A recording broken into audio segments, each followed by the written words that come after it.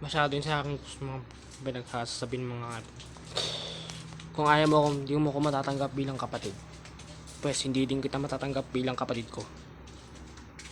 Parehas lang tayo. Hindi kita matatanggap, hindi mo ko tanggap, hindi din kita tanggap. Kaya huwag ka nang umasa na matatanggap kita bilang kapatid. At tatawagin kitang bilang kuya. Hindi ko iniano, tawagin mo ako bilang kuya. Dahil anak ka lang naman sa labas, di ba pa? Hindi kita kapatid.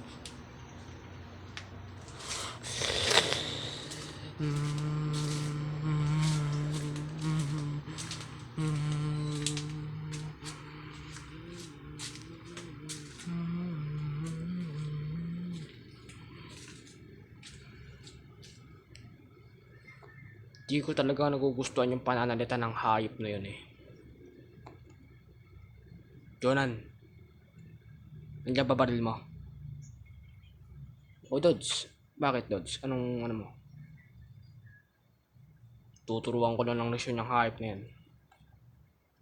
Nang sa ganun, matuto yung hayop na yan na kumilala kung sinong kinakalaban niya, kung sinong kinakaharap niya.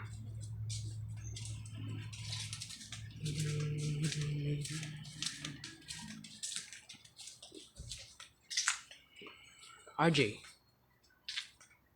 Tay,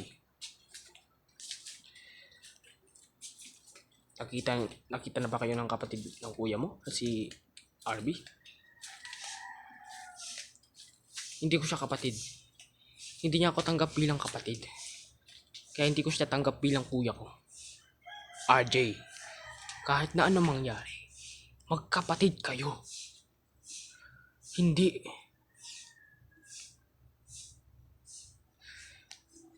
Tay. Iba na ano ko. Hindi ko siya kadugo. At siya din, hindi niya din ako tanggap na kadugo. Kaya tanggapin nyo na lang na tatanggapin ko na lang na wala akong kapatid.